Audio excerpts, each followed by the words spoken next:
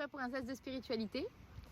Là, je me posais la question sur les êtres incarnés, ou pour moi c'était plus nous, et désincarnés, donc ceux qu'on reçoit, qu'on ressent. Après, ça dépend des personnes, soit à l'écrit, soit en émotion, soit en intuition, en dialogue, en rêve, par exemple. Voilà, ça c'est extrêmement intéressant. Et je lui disais, bon, nous on est incarnés, on est fait de chair, et donc quelle est la différence fondamentale entre le côté incarné ou désincarné?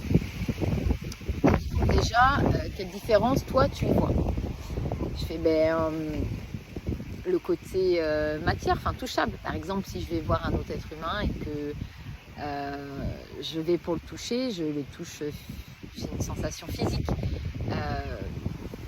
concrète en fait, charnelle, qui n'est pas une énergie, cette chaleur fourmillante, ou voilà, parce que un côté tactile en énergie, c'est pas du tout pareil qu'un côté charnel en fait.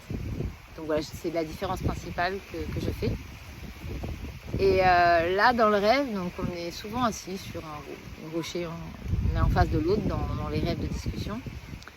Et il me dit touche-moi. Sur le moment, je fais pardon. Moi, je suis à 1 mètre, tranquille, je suis posée. Et du coup, après la surprise, j'y vais. Et là, il avance la main vers moi, je tends la main. Et en fait, je suis tellement surprise que je me suis quasiment réveillée. Parce que c'est comme une poignée de main humaine. Et alors, du coup, je comprends plus. Et en fait, il me dit tout est une question de densité. Ni plus ni moins. Sauf que juste avant, ce que je ne vous ai pas précisé, c'est que juste avant, il nous disait que tout était énergie. Et même nous. Et en fait, même vos cellules sont constituées d'atomes. Et si on redescend plus loin, on peut couper l'atome. Enfin, ça, il suffit encore d'une autre vidéo, mais voilà, ça serait trop long. Mais en gros, tout est énergie. Donc là, je lui dis, alors je comprends pas, parce qu'en fait, la densité, si on parle de la masse d'un objet dans une masse volumique d'eau, ou du gaz dans l'air, je vois pas le rapport. Et donc il me dit, en fait, la masse du corps plongée dans la masse d'eau, ça c'est votre façon de calculer. C'est pas la densité en elle-même. Donc la densité en elle-même, on me montre une image avec une personne où toutes ses cellules, en fait ça va même plus loin, tous des petits points, je suppose, en faisant des atomes, on ne sait rien, sont très très éloignés les uns des autres, et qui se rapprochent tellement que ça, on sent vraiment une énergie, une puissance, et puis limite on se dit ça va exploser. ça se rapproche, et ça devient de plus en plus dense. Donc voilà, donc là ça c'était vraiment une première partie de réponse.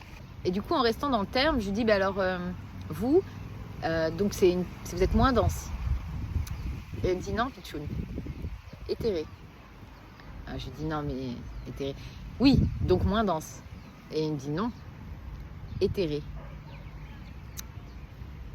Là, j'ai compris quelque chose de très intéressant. Je pense que c'est là où on voulait m'emmener depuis le départ, mais bon, même si je comprends vite, parfois il faut m'expliquer longtemps. Hein. Et là, je dis, mais je comprends pas, parce que éthéré, c'est pas touchable en fait. Et pourtant, tout à l'heure, la poignée de main. Et il me dit, mais on peut faire en sorte que le côté éthéré se densifie. Et là, j'étais trop contente, parce que je sais pas si vous vous rendez compte, quoi. C'est fou. En fait, on est en train de nous dire que il y a des tas d'expérimentations possibles. Il n'y a pas simplement le côté corporel avec la chair, il n'y a pas ou simplement le côté éthéré. Le côté éthéré qui se densifie, ça veut dire que vous avez plusieurs... il n'y a pas que des pommes, quoi. Il y a des pêches, il y a de tout. Il y a des poires, enfin bref. Dans les incarnations, dans les vies, il y a vraiment plein d'expérimentations possibles. C'est-à-dire que vous pouvez vivre d'émotions et d'expériences en étant simplement plus dense, alors que vous n'êtes pas incarné. Voilà. Et enfin, la dernière chose qu'on a voulu me transmettre dans ce rêve, et qui était assez capitale, même si on se dit bah oui, mais en fait je crois qu'on ne le conscientise pas réellement, c'est que tout est vie. Tout est vie. Tout. Partout. Donc le côté expérimentation, incarnation, on est là pour vivre des expériences, pour notre âme, pour ci, pour là, parce qu'on a un corps, parce qu'on est incorporé. En fait, ça n'existe pas. Tout est vie et tout est expérience. Ou rien ne l'est, comme vous voulez. C'est juste, vous pouvez simplement vous dire que c'est, point. La vie est tout et partout.